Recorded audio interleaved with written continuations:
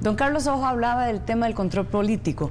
La arena de la Asamblea Legislativa la tenemos que ubicar como esa exposición al debate de ideas, al control político y a hacer leyes, pero nunca yéndonos más allá.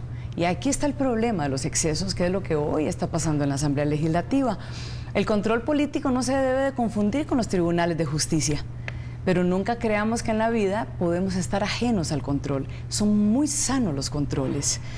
Y en el tema de las limitaciones, como lo conversamos ahora, doña Gloria, del tema del reglamento, ¿cómo podemos, esta asamblea que viene, Dios mediante, sí sacar los temas? Bueno, número uno, sabiendo qué es lo que queremos. Cuando el ser humano sabe lo que quiere, tiene las agallas para sacarlo, sí lo logra. Pero ahora, después de una elección, generalmente las heridas son muy grandes. Y a veces esas heridas duran hasta 4 años. ¿Cómo hacer para que después de un proceso electoral, y sobre todo este proceso electoral, puedan sanarse rápidamente las heridas y entrar en esos consensos que ustedes hablan? Bueno, yo creo que es importante que tengamos la madurez para aceptar que una contienda política es una contienda política, pero que una vez pasadas las elecciones, quienes vamos a asumir puestos de responsabilidad, tenemos que estar pensando primero que nada, no en los resentimientos personales que podamos tener, sino en un país que está necesitando respuestas urgentes. Este país está necesitando respuestas urgentes, por ejemplo, en el campo social. Ahí hay una deuda grande. Necesitamos retomar programas, proyectos, acciones que lleven respuestas a sectores muy humildes. La brecha social se ha ensanchado por 1001 razones. Aquí no vamos a sentarnos a discutir por 1001 razones, pero la brecha social se está abriendo.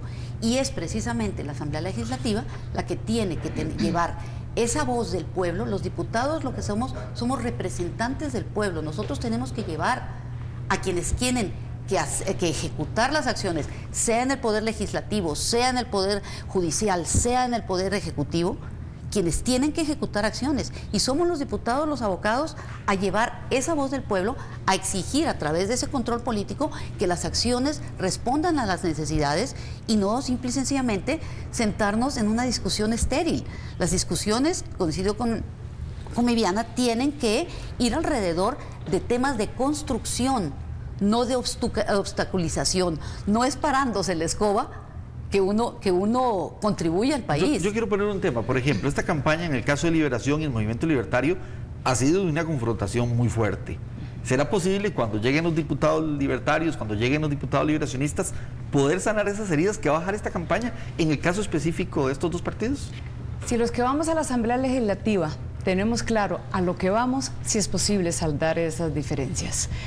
El Ejecutivo, y así tuvimos la experiencia de estar allá por casi 4 años, sabemos que a lo que vamos es justamente a ejecutar los proyectos. En el Legislativo el panorama es completamente diferente, sabemos que es sentarnos a negociar. Así es que las diferencias quedan saldadas después del 7 de febrero. En el momento ya que entremos, Dios mediante, el 1 de mayo, sabemos que el primer requisito es esa actitud de, ahora sí, sentémonos a dialogar. Y cuando se tiene claro que la única agenda es agenda país, por encima de incluso de las agendas partidistas, ahí sí lo logramos. Lo logramos porque es fundamental, si somos parte de un proyecto político a mediano y largo plazo, nuestros sueños es tener un mejor país en el tema de educación, y sí es factible lograrlo. Es un sueño de tener un país mucho más seguro, con más oportunidades, y sí es factible lograrlo. ¿Cómo convencerlo? Bueno, porque lo hemos podido hacer en el transcurso de la experiencia que hemos tenido, por ejemplo, en nuestro paso por el Ministerio de Transporte, en el paso por el Ministerio de Justicia. Así es que el panorama claro es agenda país. Ahí es donde se logran las cosas. ¿Esa es la visión de alguna manera, doña Gloria, que tienen los costarricenses sobre la Asamblea Legislativa? Muchas veces con calificativos muy fuertes sobre la labor de los diputados cuando se les pide que evalúen esa función. Generalmente la opinión pública es muy fuerte con los diputados. Definitivamente, pero analicemos un punto, Jerry. Uno de los problemas más serios que yo veo es que también se ha desvirtuado la función ante la imagen de la gente de lo que es un diputado y las posibilidades que hoy en día puede hacer, de lo que puede hacer un diputado.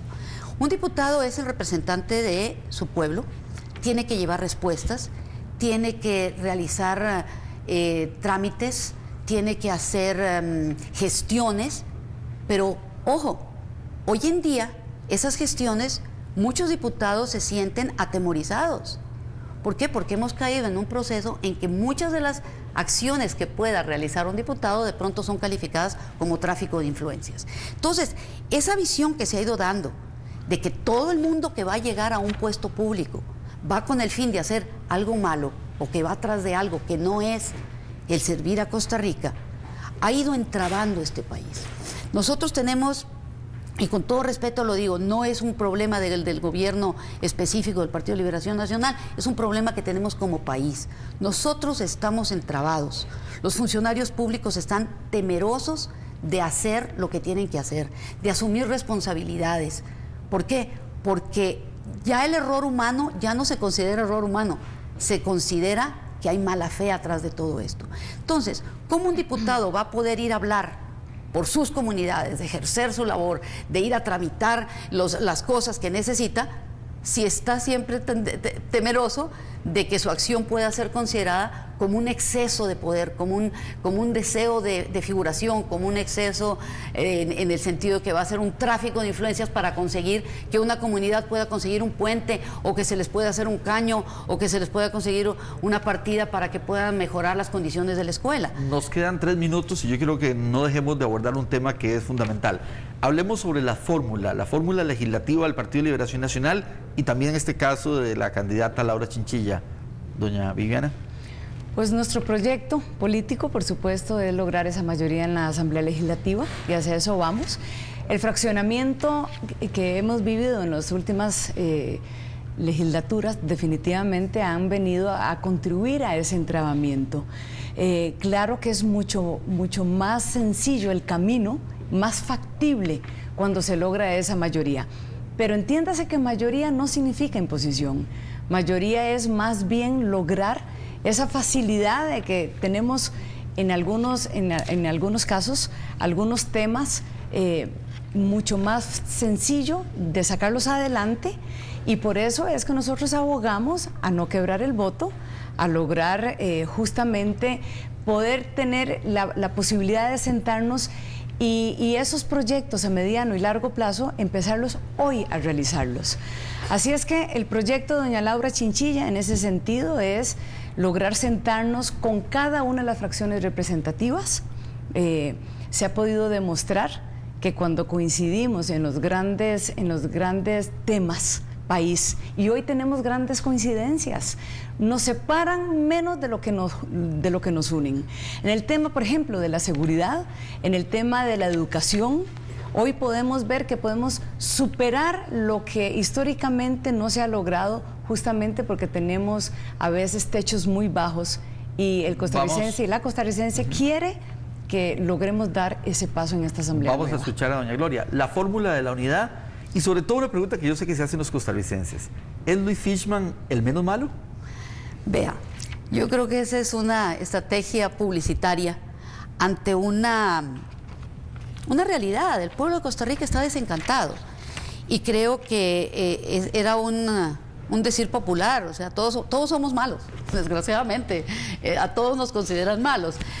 Yo a lo que voy es a lo siguiente: creo que don Luis Fishman tiene, no solamente él, cualidades personales, una trayectoria que habla por él, sino que el Partido Unidad tiene una propuesta. Fuimos el único partido que durante más de 2 años preparamos un programa de gobierno con respuestas concretas y específicas, todas ellas estudiadas por expertos en todos los temas, 24 grupos de estudio durante 2 años trabajando en un proyecto de gobierno. Sabemos a dónde vamos, sabemos qué es lo que queremos, y sobre todo, somos un partido que podemos mostrarle al pueblo de Costa Rica algo muy importante, que es nuestra vocación social. No existe en Costa Rica una sola conquista social que no lleve el sello social cristiano. Les agradezco mucho su presencia, el tiempo nos ha ganado, pero ha sido un placer tenerlas aquí, a doña Gloria y también a doña Viviana.